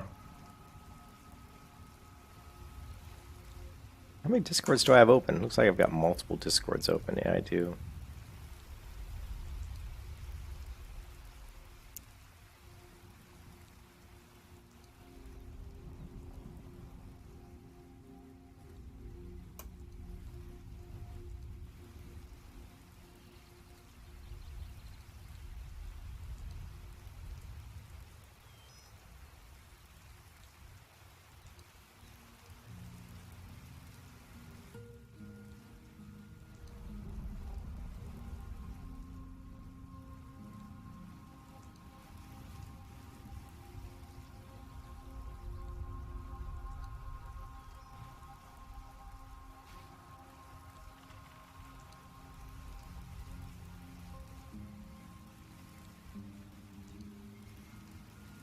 I won't be able to play the next phase. I mean, the next phase, like, I'll be able to play alpha. Right now, the next phase they're going to release is pre-alpha. And to play that, I would have to pay $650. There's no way that's going to happen. And like I was saying, there were people on the video, Minus's video, that were saying they were going to move up into the VIP tier just so they could play a pre-alpha, which I think they're absolutely crazy. I think they're insane. Unless you're like I mean, I guess if you have a lot of money to throw away, you know, I can certainly afford $650, but I don't want to pay $650 just so I can play a pre-alpha. You know, but yeah, and once it goes into alpha, then at that point I'll be able to play the game all the way until release. You know, and I think they're really worried. I think one of the things that worries me is I think that they're worried because they know that most of the people that have pledged their game are at that level that they can play the alpha. So they know that once they come out with an alpha, some of the biggest feedback they're going to get on the game, because remember, they haven't shown any real game footage of them really doing much. I mean, there was early on footage of them doing the one dungeons, you know, of them doing some of these little mini dungeon runs. And the game looked okay in that footage. I mean, it looked okay. Nothing fantastic, but it was early on. You know, like probably like 8 months to a year ago or whatever. And I think they're concerned that once they go into alpha, they know that most of their fan base has access to that. So they want to make sure that once they go into alpha that everybody is going to like what they see. Because I think that will have a huge impact on the game, and it will. If they released an alpha and the game had a lot of bugs and was nothing like what people expected it to be, they would suffer a pretty major negative backlash. And so I think that is one of the reasons why there is such a delay between getting this alpha. They were supposed to have the alpha out like Jesus, like what is like I think the beginning of not last I think at the end of not last year, but the year before last year. So I think end of 2018 was supposed to be the first alpha, if I remember correctly. And so they're just a little bit off. They're like, they're like going to be 2 years. They're going to miss their date for like 2 years. It's a little bit late. So if you go to Basgrim, right? If you go to Basgrim's channel and you say, "Welcome to Basgrim TV, your number." This guy's a hyper guy, but he's not bad. So if you go to what is it called? Alpha.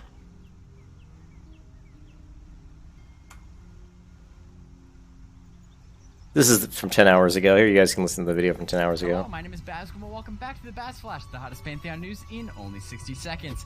The May 2020 Pantheon Producers Letter was released yesterday, and with it comes some interesting information about Pre-Alpha 5. Ben Dean has confirmed that the Project Fairtale milestone will be completed by this summer, and as part of that, the Pre-Alpha 5 testing phase is... I would like to say that the Project Fairtale will be completed by this summer. That is like, they spent, I don't know how long they spent on the Project Fairtale, but at least 6 to 8 months, at least, on just that one area. And I hope that's a super major part of the game, because that's a lot of time spent on just one area of a game, If that's like, one of 12 zones, that doesn't bode well. I think he's got another 11 to go. So I wonder how much of the world Project Fairtale really is to spend like that much time developing that one piece. That's one of the things that really concerns me, is how long it took them to get that particular piece, done, and they're not even done yet. They're saying the end of the summer. We're talking like August, right around the corner, and the dates for that will be announced a few weeks in advance. He also details what those initial testing sessions will look like. Quote, "As much as we want to get your feedback on organic gameplay, we will start by setting a specific focus for each test session. This is an important part of the process because we need to ensure..." And so here, basically what they're saying is we want you to come into the pre-alpha and basically be our testers, which is kind of what pre-alpha is. And it's kind of what alpha is. It's kind of what beta is. I mean, it's all about them getting feedback from you as a tester. Go in, play the game, but they're actually going to be putting out, we want you guys to try. They're going to put out like a test case. It's like, go try to buy some stuff from the vendor, or I don't know, or maybe try to swim. I don't know, but they're going to have a listing of items they want tested for sure. So pay your $1,000 to get into the pre-alpha and become a glorified tester. There you go. Sure, everything works on a massive live scale before we can stamp it ready for alpha consideration. That being said, after the focus tests, there will be opportunity. I do not think they can stream the pre-alpha, Chris, but I am not 100% sure on that yet. So I don't know if the NDA is lifted for the pre-alpha. I would probably say that has not the NDA they probably won't be able to stream that, because it is a pre-alpha and they don't want to show a lot of bugs or issues. But I'm not 100% sure on that. So opportunity to get in and play organically, end quote. I will keep you posted as this story progresses, but that's all I have for today. Thanks for watching. I'll see you next time on the Baz Flash. So I wanted to search his channel for let's just go alpha. He had a video where he talks about the development. Actually, let's stop my running here for a second. Too niche 2 months ago.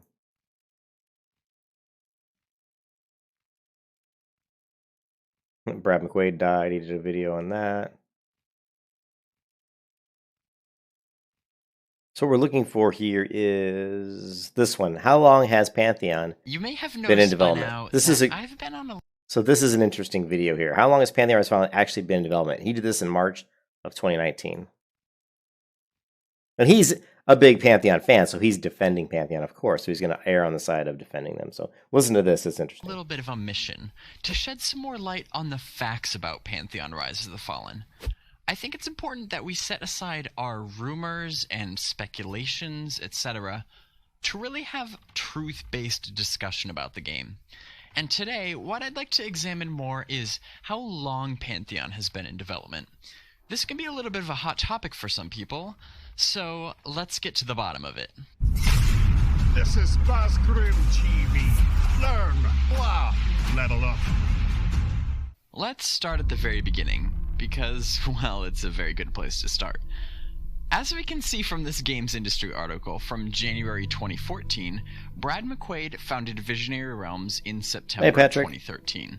The team was very small, and this article also says that they, quote, immediately began development of a new, classic, challenging, and group-focused MMO called Pantheon Rise of the Fallen, end quote. So it sounds like they really didn't waste much time and got right to work, probably in September or October of that year, because we also see that the Kickstarter called Pantheon Rise of the Okay, so 2014 is when they released the idea that they were going to be creating this game. 2014. Fallen, end quote. So it sounds like they really didn't waste much time and got right to work, probably in September or October of that year, because we also see that the Kickstarter was launched in January 2014. So it didn't really take long for them to whip up at least enough of a prototype to show for the Kickstarter. They were able to show some brief in-game footage using placeholders from the Unity engine, some concept art, some lore, etc. But unsurprisingly, it was pretty apparent that they had mostly focused on making marketing materials for Kickstarter purposes and still needed additional funding before they could really begin serious development. Well, as you may also have heard, in February 2014, the Kickstarter did not reach its funding goal. And because of the way Kickstarter works, Visionary Realms did not receive any of the pledged funds. But it was clear that there was still a lot of interest in the game, so at this point, Brad McQuaid had to make some serious changes. The first change was moving to a new website, which was called PantheonROTF.com, and set up a new independent pledging system to continue raising funds, which they did. But it was not enough to support full-scale development of the game as they had planned, and instead kept the website online until they could resume development. So from April 2014 to about early 2015, development was essentially put on hold, while VR drastically changed their approach. It was during this time that almost everything was overhauled. Pretty much the whole development team was scrapped, and new developers were brought in. And in April 2015, a new website was launched again, this time PantheonMMO.com, which is still the website today. And more importantly, almost the entire game was scrapped, too. So this is where it really gets debatable as to when exactly the game as we know it today began development. Did it start in September 2013, or did it start sometime in early 2015? I really think there's arguments for both. Okay, so I was wrong. I thought it was 2017. So basically, he's saying that they started development in, best case scenario for us, to think that they rebooted the game, right? So early 2015. So that puts them at 5 years of development, and we're still in pre-alpha. So to me, that's kind of scary. I was thinking it was 3 years. I thought it was 2017, so I was wrong.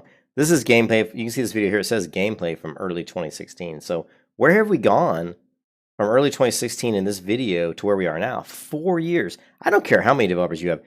I've seen games. There's games that we can look at right now. I can go into this game here, which is I think 2 developers, right? So my point is that in 4 years, I would have expected to have seen a lot more from Pantheon. That's why I'm disappointed.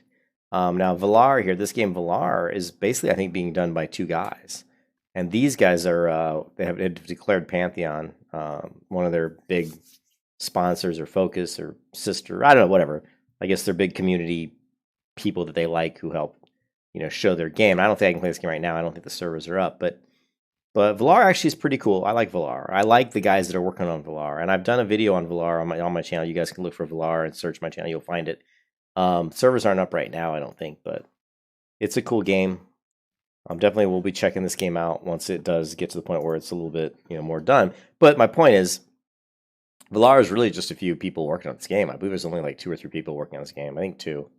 So, for me to see something like this, that's, Basram saying here early 2014 is when they first started working on Pantheon Rise of Fallen. We're 2020, so that's 6 years, or 2014. So that's 6 years. But anyway, let's finish the video. Both, but I just wanted to point out that basically, while there have been a few constants, such as Brad McQuaid and the title Pantheon, the Visionary Realms endgame that was being developed from 2013 to 2014 is almost unrecognizable from the Visionary Realms endgame that has been developed since 2015. And more importantly, 2015. Ever since the change in 2015, they have been making very steady progress, making the subtitle Rise of the Fallen even more suitable. Just to give you some examples of how different the game was in its first iteration, the world was called Celestius instead of Terminus, and the map was almost completely different. The races and classes were different, the lore was different, character progression was centered on harvesting the essence of fallen heroes, and you get the idea. There are undoubtedly many overall design philosophies that were carried over. The goal has always been to make an immersive, challenging, and socially oriented MMO. But in many ways, see you, Chris. Have a good night, Chris. Sometime around the end of 2014 and the beginning of 2015. We don't know exactly when development with the new team started, but as we can see from this post on the official forums by Kilson, it seems like it was about 12 months after the Kickstarter failed, which would put it at about February 2015. So, if you consider the start of development of Pantheon to be September 2013, when they first started making a prototype for Kickstarter, then as of the recording of this video, the game would have been in development for about 5.5 years. But like I said, most of the 2013 to 2014 era was spent making a proof of concept to show to potential investors so they could get the funding necessary to undergo full-fledged development. So is that considered part of the development process? Again, I'll leave that up to you. But if you consider development of the game you see today that started around February 2015 with the new team, then the actual development has been more like 4 years as of the recording of this video. But who's counting? Either. So yeah, so he's saying 2015. So even if it did start in 2015, we're looking at 5 years, and they still haven't released the alpha, which is, not the worst thing can happen, because alphas mean different things to different companies. Some company will say an alpha, and that may be as good as a beta, and it meaning that it's mostly done. But other companies might treat an alpha as like still needing a lot of work, which is what most companies do. Usually a pre-alpha is in a state when the game is, they're still working on the main core systems of the game, right? Like maybe the combat and maybe, the communication and the UI and crafting and some of the core animations, and all that stuff is still being done. Then when you get into the alpha, the core systems are there, and then it's, you have like maybe a base combat system that's got there, and you're walking and your animations are kind of there, but then you're still in alpha, so you're still working through a lot of bugs because of those systems. The systems are still a little buggy, and you're working through all the artwork and all the lore and all the other things. And then when you get all the artwork and all the bugs out and all the lore and all that stuff done, then you move into the beta. And the beta typically is when most of the key parts of the game are pretty much almost in a finished state. And you're just filling out like those placeholders, like you have maybe character models that aren't like character art that isn't the final art, maybe some of the text, some of the images for the bags, or some of the, swords and stuff, that the images and stuff the artists aren't quite done with all the actual, images for those things that you would see like in your bag or when you loot them in the loot window, stuff like that. Or maybe not all the textures for certain trees are done. Maybe all the high-res textures for the rocks are done.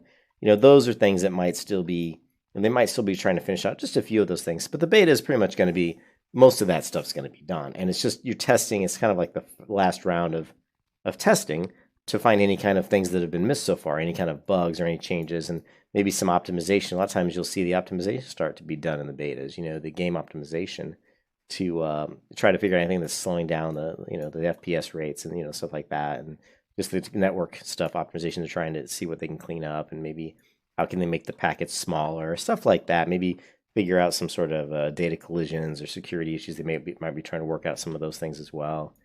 But So for a game to be in pre-alpha after 5 years, to me, seems a little bit crazy. I don't feel real comfortable about that.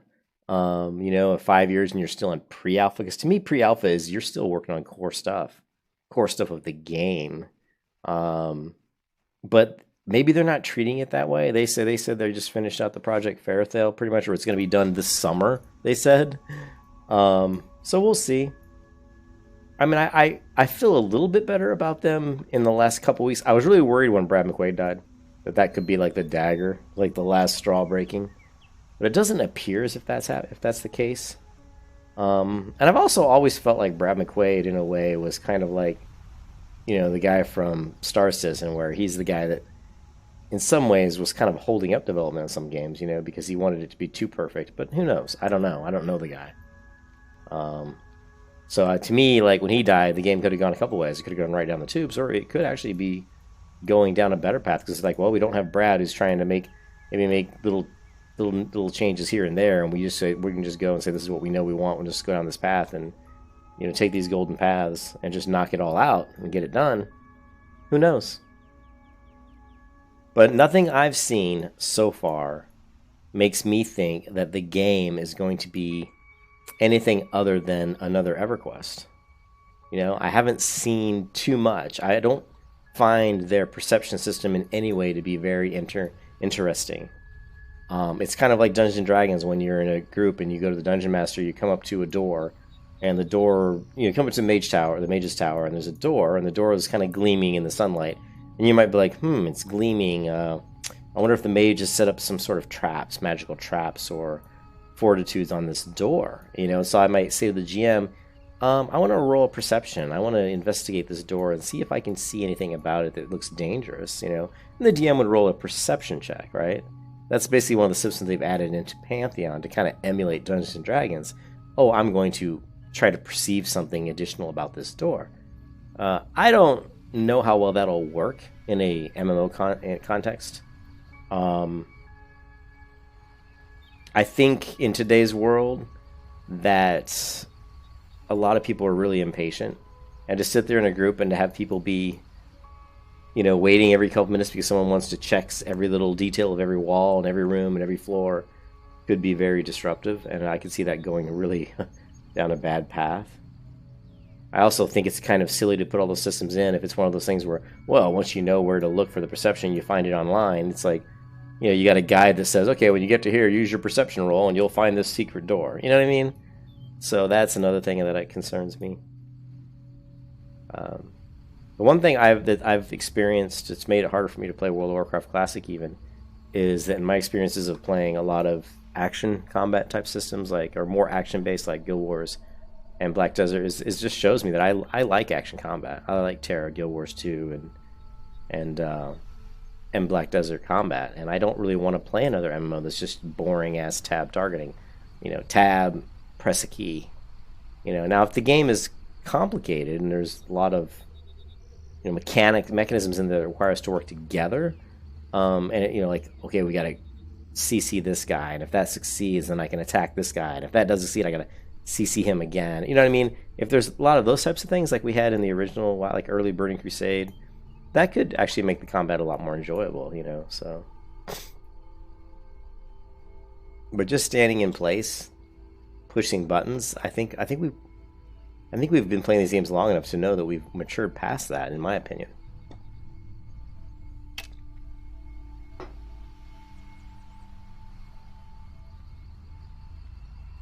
To me, one of the biggest missing elements in MMOs is AI. We need better AI. Monsters should have better AI. Bosses should have better AI. We need combat to be more dynamic and to be more unique. You know, every combat shouldn't just be repetitive, like rinse and repeat, exact same thing over and over and over again. I would love to see, you know, a lot better AI. How much gold do I have? I got enough.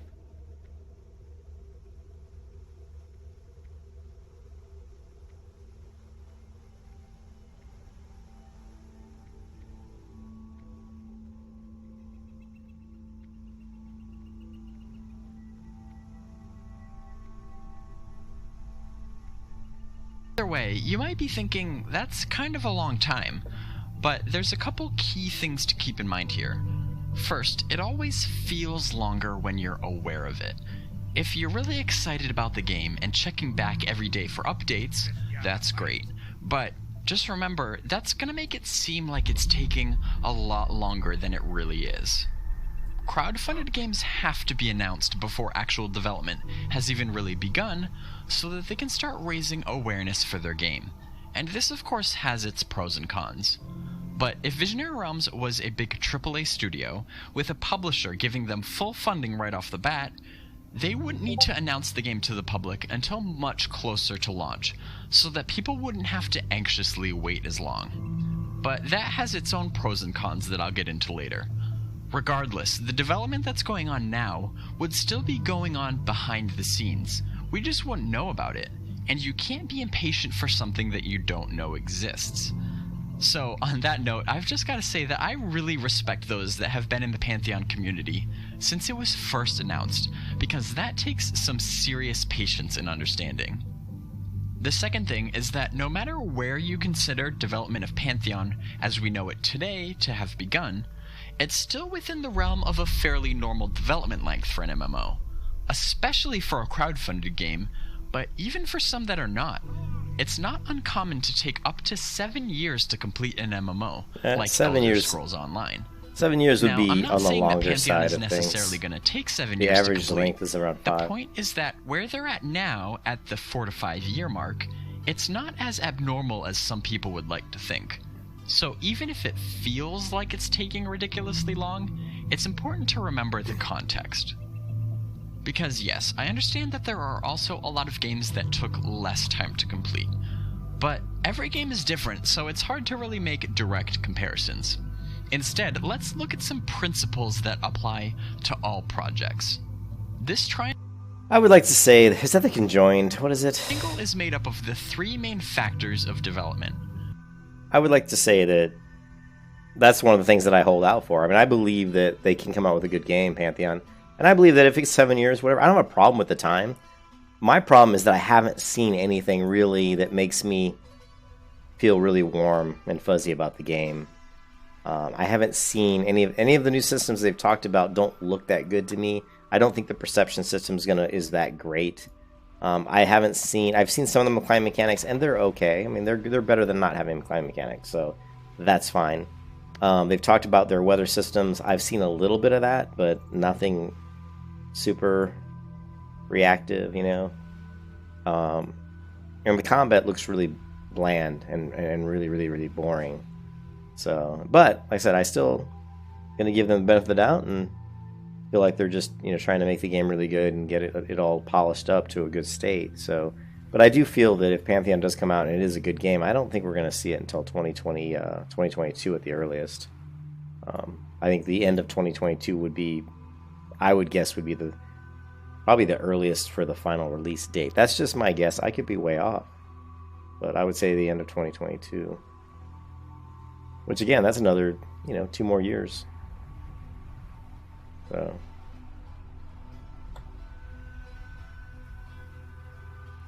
Cost, time, or speed, and he just goes into this whole thing of,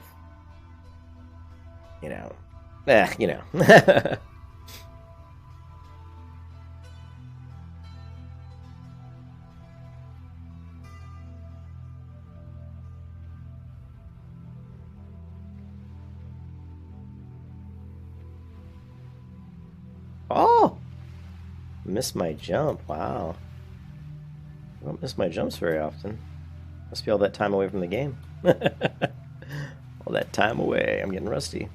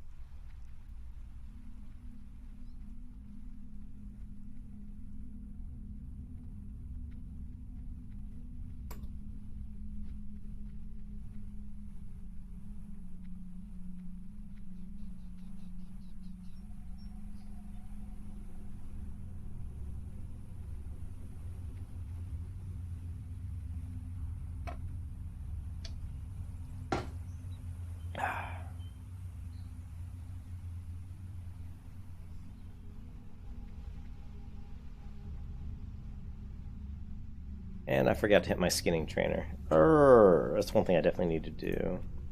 That's okay. I'm probably going to stop the stream here pretty shortly. We did about 2 hours of streaming and about halfway to 17, so we're going to be able to fly through to 20 really quickly. I have burned through most of my rest time.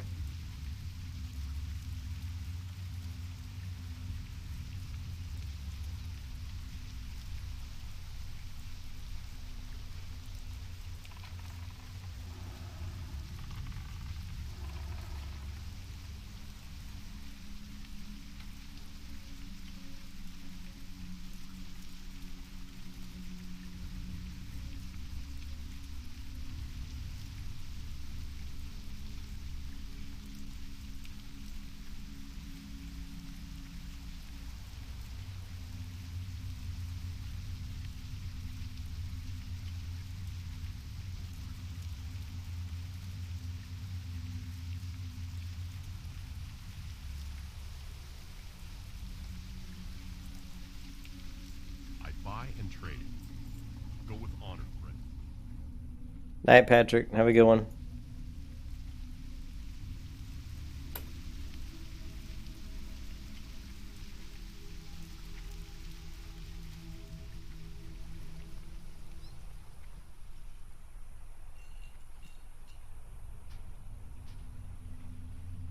Good day to you.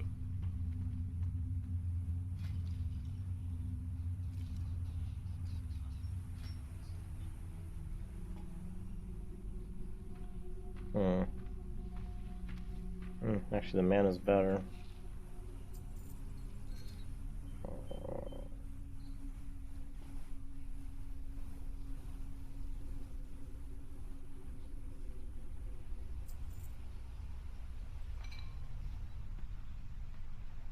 Damn. She gave this character some decent gear. I'm trying to wonder if this is better. Let's see, what is my attack power is... The melee attack. 91.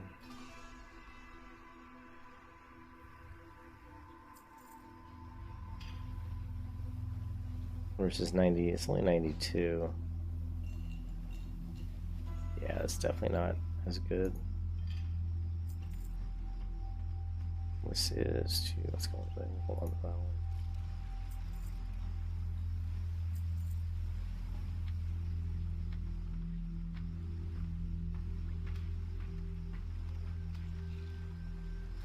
Have a good one.